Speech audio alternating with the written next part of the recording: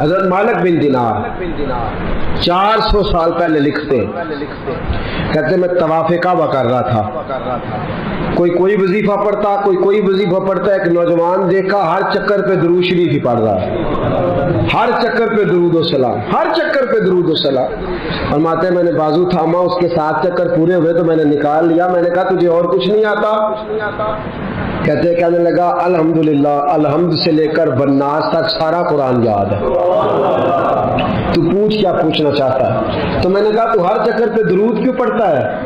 تو کہنے لگا جس سے کچھ ملے وہی کام کرنا ہے، اپنا نفع دیکھ کے چلنا ہے نا۔ تو میں نے کہا نفع کیا ہے؟ کہنے لگا آپ کو کیوں بتاؤں؟ تو میں نے کہا مجھے جانتے ہو میں مالک بن دینار ہوں۔ کہنے لگا حضور آپ نہ پوچھتے تو بتاتا نا، میں اپنے والد کے ساتھ حج کرنے آ رہا تھا، رستے میں پردیس میں پوزیشن خراب ہو گئی، ابا جی بیمار ہو گئے، مغرب کی نماز کے بعد اچانک ان کی طبیعت بگڑی اور وہ انتقال کر گئے، ایک میں ایک میرے والد، تیسرا شخص کوئی نہیں۔ کہتے ہیں بڑا پریشان، ایک میرے پاس لالٹین، ایک دیا، ایک روشنی کا بندوبست ابا جی کے چہرے کے قریب کیا تو چہرہ کالا سیاہ ہو گیا، رات بھی اندھیری، جنگل کا زمانہ، شالا پردیسی کوئی نہ تیوے کخ جنا تو پارے۔ کہتے ہیں رستہ بڑی پریشانی، جب میرا کوئی بس نہ چلا تو ایک درخت کے ساتھ ٹیک لگا کے بیٹھ گیا، رونے لگا یا اللہ کو مہربانی کر۔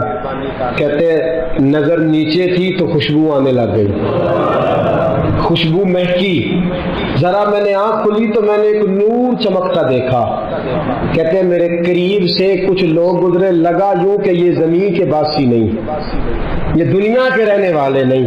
5 لوگ گزرے، 4 ستارے تھے اور درمیان میں ایک آفتاب تھا۔ کہتے ہیں وہ گزرے، میرے قریب سے گزرے تو میں کھڑا ہوا، میں نے کہا کہیں جا رہے ہیں، ان کے ارد گرد نور ہی نور۔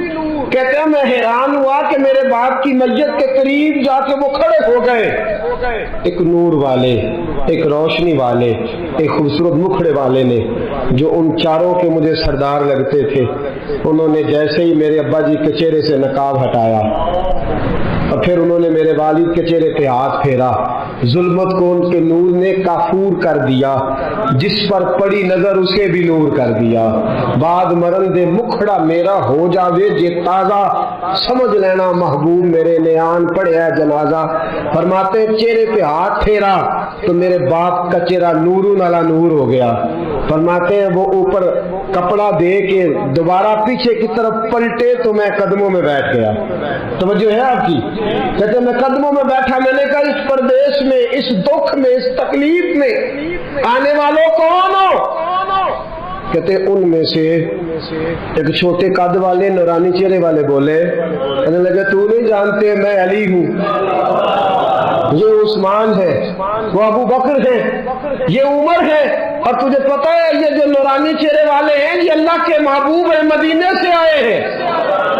کہا اس غربت میں، تنہائی میں، اس دکھ میں میرے رسول پاک نے پیچھے رخ پھیرا، کہتے حضور نے سینے سے لگایا، فرمایا فکر نہ کرنا، سویرے فوجیں آئیں گی جنازہ پڑھنے، سویرے فوجیں آئیں گی، فکر نہ کرنا۔ کہتے میں قدموں سے لپٹ گیا، اتنی بھی جلدی کیا ہے، ذرا ٹھہر جائیے، ساری عمر گزار کے آئی ہے یہ گھڑی۔ میں نے کہا محبوبہ مہربانی فرمائی، کرم نوازی فرمائی، حضور اتنی بندہ نوازی کی آئے ہو تو سونیا بتاؤ تو صحیح، آخر میرے باپ میں کیا ایسا تھا کہ ان دکھوں میں آپ آئے اور آ کے نور علی نور کر گئے، روشنیاں بانٹ گئے۔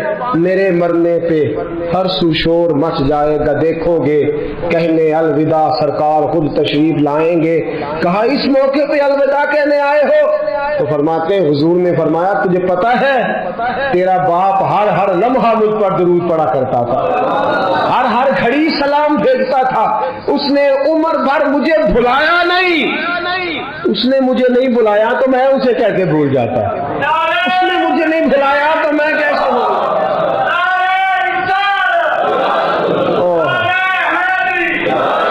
وہ شخص کہنے لگا بس صبح میں نے دیکھا کہ فوجوں کی فوجیں آئیں، فوجوں کی فوجیں آئیں، میرے والد کا جنازہ اٹھا تو خوشبوئیں پھیل گئیں۔ حضرت مالک بن دینار سے کہنے لگا کچھ تو سن سن کے پڑھتے ہیں، میں تجربہ کر کے درود پڑھ رہا ہوں، میں تجربے کے ساتھ پڑھ رہا ہوں اور میری نفس نفس درود پڑھتی ہے، میرا ایک ایک سانس درود پڑھتا ہے، میری زندگی درود پڑھتی ہے۔ اور کہا مالک مجھے امید ہے کہ میں مر جاؤں گا تو میری قبر سے بھی درود و سلام کی صدائیں آئیں گی، میں وہ سنی ہوں جمیل قادری مرنے کے بعد میرا لاشا بھی کہے گا صلاۃ و سلام، نبی کریم پر درود پڑھنا۔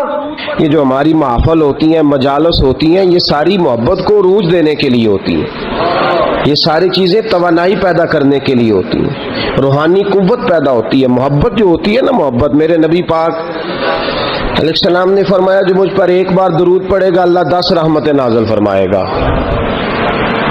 خوشی ہوئی ہے نا آپ کو؟ اللہ تعالیٰ آپ کو خوش رکھے، آمین کہنا۔ اللہ کرے آپ چمک جایا کریں ایسی باتوں سے۔ جو موضوع میں نے چھیڑا ہے نا اس موضوع میں تو کھل جاتا ہے بندہ۔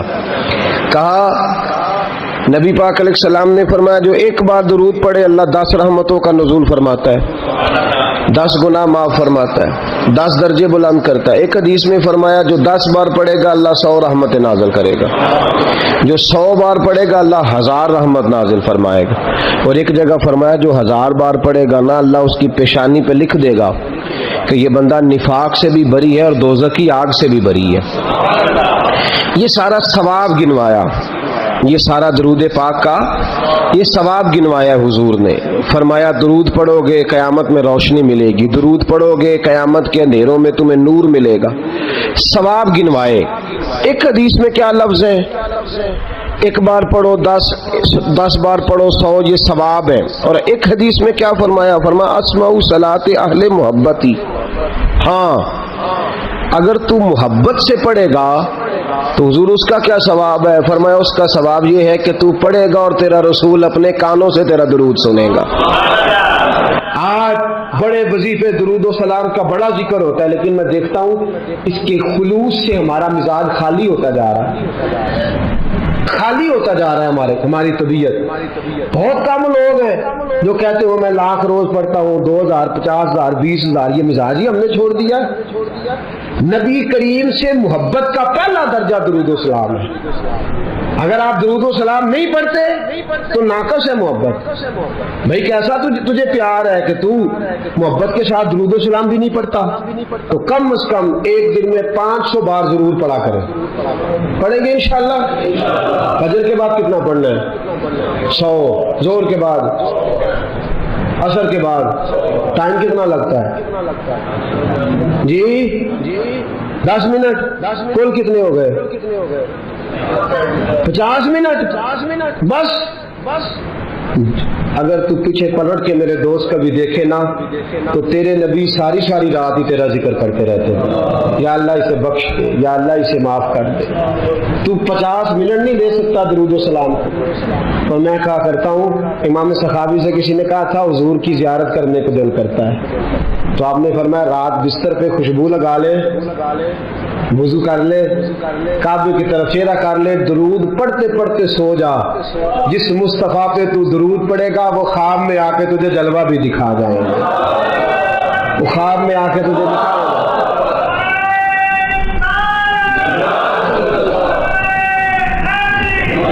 گے۔ علامہ اسماعیل حقی نے تفسیر روح البیان میں لکھا ہے قیامت کا دن گہما گہمی کا عالم نفسا نفسی پکارا جا رہا ہے، اعمال کھلنے لگ گئے۔ ایک بندہ ہے گناہگار ہے، خطا کار ہے، اس لیے شعار ہے، بھول گیا، خطائیں ہو گئی، ایمان سلامت لے کے گیا، آیا کرتا تھا مسجد لیکن کسی گناہ میں بھی الجھ جاتا تھا۔ ہوا یہ کہ معاملہ اتنا بگڑا کہ گناہ زیادہ ہو گئے، نیکیاں کم پڑ گئیں، اعمال کھلنے لگے تو یہ کانپنے لگا، نتیجہ یہ نکلا کہ تو فیل ہو گیا ہے۔ فرشتوں نے تھاما، گھسیٹ کر جہنم کی طرف لے جانے لگے۔ حضرت آدم کی نظر پڑ گئی، باپ ہے نا ساری مخلوق کے، باپ کو تکلیف ہوتی ہے، نظر پڑی، حضرت آدم علیہ السلام اس کی طرف نہیں گئے، دوڑے واپس آئے، کہنے لگے یا محمد صلی اللہ ہو. ہر نظر کانپ اٹھے گی محشر کے دن خوف سے, ہر کلیجہ دہل جائے گا, اوڑھ کر کالی کملی وہ آ جائیں گے, سارے محشر کا نقشہ بدل جائے گا. کہا یا محمد صلی اللہ, حضور نے کہا اے کل انسانیت کے بعد کیا ہوا؟ کہا وہ دیکھتے ہو آپ کے غلام کو فرشتے گھسیٹ کے لے جا رہے ہیں. جناب آدم بھی جانتے ہیں کہ مصطفیٰ کو کہہ دیا تو حضور دوڑیں گے.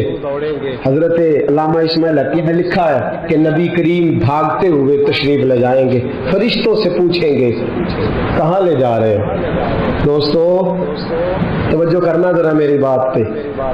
دکھوں میں جو شخص خالی تسلی دے دے اس کی بھی بڑی بات ہوتی ہے, اور اس عالم میں جو بھاگ کے لا کے بچا لے دوزخ کے دروازے, کہاں لے جا رہے ہو؟ اس سے کہتے ہیں محبوب اس کے گناہ زیادہ نکلے, نیکیاں تھوڑی ہیں, اعمال تلے ہیں. حضور فرماتے ہیں واپس لاؤ نا, واپس لاؤ نا. واپس لائے, میزان لگ گیا. محبوب نے فرمایا میرے سامنے تولو. جب تلنے لگے باقی ساری نیکیاں کرامن کاتبین نے لکھی ہیں, درود والی پرچیاں حضور نے سنبھال کے رکھی ہوئی ہیں. باقی نیکیاں کرامن کاتبین کے دفتروں میں ہیں. درود و سلام کی پرچیاں اور رکے میرے مصطفیٰ نے سنبھال کے رکھے ہیں. جب اعمال تلنے لگے, گناہ زیادہ نیکیاں تھوڑی, حضور نے فرمایا ٹھہرو. میرے نبی نے جیب میں ہاتھ ڈالا. تو کتنا نصیبوں والا ہے, تیرے رکے مصطفیٰ کی جیب سے نکلے. غور تو کرنا بھائی, میرا کارڈ کسی کی جیب سے, کسی کا کارڈ میری جیب سے نکلے تو کیا بات ہے. تیرے اور میرے نام کے رکے مصطفیٰ کی جیب سے جیب میں ہاتھ ڈالا. فرمایا یہ رکھو نا نیکی, نیکیوں والے پلڑے میں رکھی کہ مصطفیٰ نے رکا دیا ہے یا عطا کر دیا ہے, بے حساب نواز دیا ہے. فرشتے کہنے لگے سونے ہم تو مجبور ہو گئے, یہ تو نیکیاں بڑھ گئی ہیں. حضور یہ تو پلڑا وزنی ہو گیا. چلو دوڑ جاؤ, بلاؤ جنت والوں کو, جنت والوں کو بلاؤ. پتہ سارا ہے سردار نو کیتیاں دا, پتہ یہ پردہ چپایا ہی پلا ہو سی. پتہ سارا ہے سردار نو کیتیاں دا. قدموں میں بیٹھ گیا, پیر پکڑ لی, کہ سونے میرے تو عمل ہی نہیں. پتہ سارا جو حضور میرے تو عمل ہی نہیں, تو یہ رکا کدھر سے آیا؟ حضور نے فرمایا فلاں مجلس میں تو بیٹھا تھا, فلاں محفل میں تو بیٹھا تھا, تو نے میرا نام سنا, تو نے میرا ذکر سنا, تو نے میرا تذکرہ سنا, تو نے پیار سے درود پڑھا. اسمعوا صلاۃ لاہل المحبہ, جو محبت سے پڑھے میں سن لیتا ہوں. میں نے تیرا سنبھال کے رکھا تھا, تیرے کام آ گیا. دوستو دنیا کی مہمات میں تو بندہ باقی جاتا ہے, پھنسے گا قیامت کے دن, اور بچے گا درود پڑھنے والا, حضور پر سلام پڑھنے والا, جس کی عادی ہوگی زبان درود و سلام کی. امام شافعی انتقال کر گئے. شاگرد نے خواب دیکھی, کہا حضرت جی کیا بنا؟ کہنے لگے خدا نے مجھے سجا سوار کے جنت میں بھیجا. کس طرح سجا؟ کہا حضور بھیجنا تو تھا, آپ محدث سے بہت بڑے فقہ کے امام سے, کیا بات تھی؟ کہنے لگے اس لیے نہیں, بات کوئی اور ہے. تو حضور کیا؟ فرمانے لگے ایک دن میں کوئی کام کر رہا تھا, کوئی حدیث لکھ رہا تھا, باقی تو میں نے جلدی لکھ لیا, اور جب آیا نا نبی پاک کا نام مبارک, تو امام شافعی کہتے ہیں میں نے جتنی میری صلاحیت تھی میں نے پیار سے لکھا, پھر آگے میں نے پیار سے درود لکھا, میں نے قلم کو روکا, اتنا وقت پورے صفحے پہ نہیں لگا جتنا وہ حضور کے نام اور درود پہ لکھا. کہتے ہیں بس میں نے پیار سے لکھا تھا, پیارے رب کو پیارا لگ گیا, میں مرا, آنکھ کھلی, رب کریم نے فرمایا اس کو سجاؤ, جنت کا لباس پہلے پہناؤ, اس کے سر پہ امامہ رکھو, خوشبو لگاؤ, جنت میں لے جاؤ. یا اللہ یہ ساری نعمتیں. فرمایا دنیا میں تو مصطفیٰ کا درود سجاتا رہا ہے, تو حضور کا درود سجاتا رہا ہے, میں نے آج تجھے سجانے کا فیصلہ کر لیا ہے. مناظرے سب سے زیادہ درود و سلام پہ ہوتے اور ہم کرتے, لیکن میں اکثر ساتھیوں سے کہتا ہوں اسی ان سے مناظرے کرنے عمل اگر میں کبھی اپنے اجتماع سے پوچھ لوں نا اہل سنت والوں سے کہ تسی آندے ہو جی اسی تے درود والے ہیں تے پڑھ دے کنا ہو، کوئی نہیں. یاد رکھو بحثوں سے انقلاب نہیں آتا، عمل سے آتا ہے.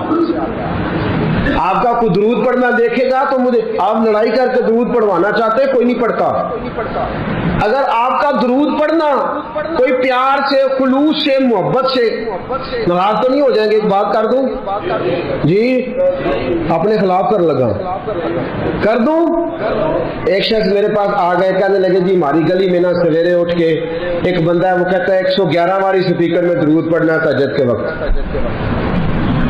پڑھنا چاہیے اسے؟ میں نے کہا نہیں پڑھنا چاہیے، اس لیے کہ اللہ کے نبی کریم صلی اللہ علیہ وسلم نے منع فرمایا ہے کسی کو تکلیف دینے سے.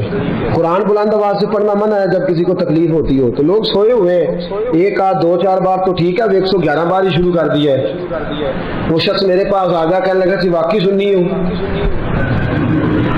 میں نے کہا یار یہ سننی نہ سننی ہونے کا تو نے کون سا رزلٹ نکالا ہے؟ کہتے سب درود ڈاک چھڑے ہے.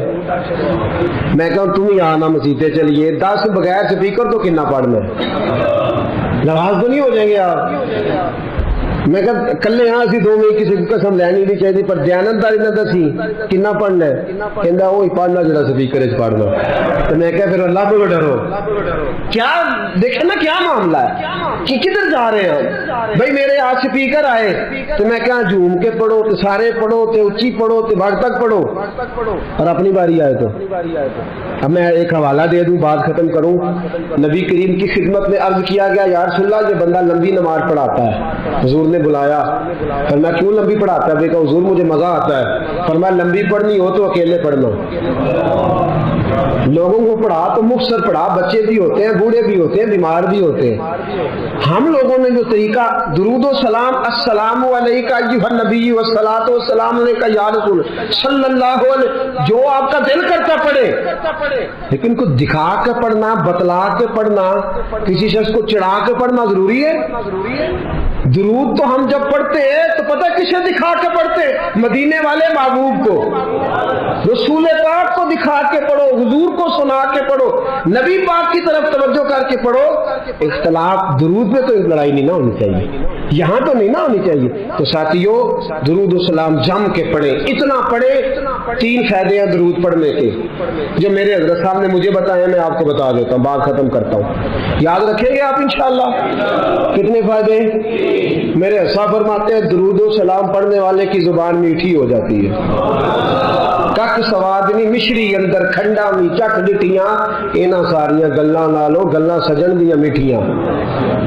درود پڑھنے والے کی زبان فرماتے ہیں دل نرم ہو جاتا ہے. یہ میرے صاحب نے مجھے بتایا، دل اور روح پاک ہو جاتی ہے. یہ رسول اللہ کا کرم ہے کہ اللہ نے ہمیں ان کی امت میں پیدا فرمایا ہے، یہ کرم ہے، نبی پاک کا صدقہ ہے. تو حضور کے احسانات تقاضا کرتے ہیں کہ نبی پاک صلی اللہ علیہ وسلم پر زیادہ سے زیادہ درود و سلام پڑھا جائے. پھر درود و سلام اللہ کی رضا بھی ہے. اللہ چاہتا ہے کہ میرے بندے میرے نبی پر درود پڑھے. درود و سلام نبی پاک صلی اللہ تعالی علیہ وآلہ وسلم پر اللہ کی رضا بھی ہے، اور خود نبی پاک کی بھی رضا ہے کہ لوگ ان پر درود پڑھیں. یہ جو سورہ احزاب کی آیت ہے نا، ان اللہ و ملائکتہ یصلون علی النبی، یہ اس کا شان نزول ذرا دیکھیے گا کیا ہے. پہلے تو لوگ مقابلہ کرتے رہے حضور علیہ السلام کے ساتھ، فکری مقابلہ جاری رہا. فکری وہ کہتے تھے نہیں ایک خدا کیسے نظام چلا سکتا ہے، معاذ اللہ ممکن ہی نہیں، زیادہ لوگوں کی ضرورت ہے، بت یہ وہ باتیں ہوتی تھی. پھر جب فکری اور علمی جگہ پہ ناکام ہو گئے تو پھر انہوں نے تلوار کی جنگ لڑنی شروع کر دی. بدر میں تلواریں لے کے آ گئے، احد میں تلواریں لے کے آ گئے. جب وہاں بھی ناکام ہوئے تو شخصی اعتراض، جب کوئی بندہ کسی شخص کی قوت کا، طاقت کا، علم کا جواب نہیں نہ دے سکتا، پھر وہ شخصی اعتراض کرتا ہے کہ انجدہ ہے تو بندہ ہی نہیں ٹھیک۔ اب یہ کیا ہے؟ شخصی اعتراض وہ لوگ کرتے ہیں جو بڑے نچلے طبقے کے لوگ ہوتے ہیں، چھوٹے ذہن کے لوگ، کسی کی ذات پر اعتراض کرنا، اس کی شخصیت کو مورد الزام ٹھہرانا، یہ چھوٹے لوگوں کی بات ہے، چھوٹے لوگوں۔ جب کسی شخص کو آپ چھوٹی بات کرتے دیکھیں نا تو سمجھے خود ہی بڑا چھوٹا ہے، جو بڑی بات کرنے والا ہوتا ہے وہ بندہ بڑا ہوتا ہے۔ کفار مکہ نے کیا کیا؟ شخصی اعتراض شروع کر دیے، نبی پاک پہ معاذ اللہ استغفر اللہ الزام لگانے شروع کر دیے۔ اب میں ان الزامات کی طرف نہیں جاتا، وہ درد کا ایک معاملہ ہے، وہاں اگر بات چھیڑی جائے تو بڑی تکلیف دہ مسئلہ ہے۔ ایک بات صرف کرتا ہوں، ایک سب سے بڑا الزام یہ لگاتے تھے کہ حضور کی تو اولاد ہی کوئی نہیں، معاذ اللہ استغفر اللہ۔ پھر ایک بہت بڑا الزام یہ لگاتے تھے کہ انہوں نے 11 نکاح کیے ہیں، صرف 2 بیویوں سے اولاد ہوئی ہے، باقی جگہ پہ تو معاملہ ہی کوئی نہیں۔ پھر جب نبی پاک صلی اللہ علیہ وسلم نے کچھ مال غنیمت 5واں حصہ حضور کا تھا تو وہ مال غنیمت کا 5واں حصہ حضور اپنے پاس رکھنے لگے، اس میں سے حضور نوازتے تھے غریبوں کو، مسکینوں کو، کہنے لگے پیسے آنے لگے ہیں تو انہوں نے بھی سمیٹنے شروع کر لیے۔ تو معاذ اللہ یہ الزامات، اب شخصی اعتراضات، ذات پر جب تنقید ہونے لگی تو حضور پریشان ہوئے۔ عام عزت دار آدمی کے بارے میں بھی کوئی شخص بات کرے تو اسے تکلیف ہوتی ہے۔ کائنات میں سب سے زیادہ عزتیں اللہ نے میرے نبی کو عطا فرمائی ہیں، کل کائنات کی عزتوں کے وارث رسول پاک ہے۔ ایک کونے میں مسجد نبی کے کونے میں روایت کے راوی حضرت ابو ہریرہ ہے، کہتے ہیں دونوں گھٹنوں کے اوپر یوں بازو لگا کے ان کے اندر سر رکھ کے حضور تشریف فرما ہے، مقدس آنکھوں میں آنسو کونے میں، اور نبی پاک نے جب چہرہ اٹھایا تو داڑھی مبارک سے آنسوؤں کے قطرے گرنے لگے۔ حضور کیا ہوا؟ کہا ابو ہریرہ دیکھ تو صحیح، کل یہ مجھے صادق اور امین کہتے تھے، کل یہ میرے نام کی مالا جپتے تھے، آج یہ مجھ پہ الزام لگانے لگے ہیں، ابھی جملے پورے ادا نہیں ہوئے۔ حضرت جبریل آئے، کہنے لگے سونے رب فرماتا ہے یہ بکواس کرتے ہیں انہیں کرنے دے، ان اللہ وملائکتہ یصلون علی النبی، ان کو کرنے دے جو کرتے ہیں، تیرا رب بھی تیرے اوپر درود بھیجتا ہے، اور اس نے سب فرشتوں کی ڈیوٹی لگائی ہے کہ میرے نبی پہ درود ہی بھیجتے رہو۔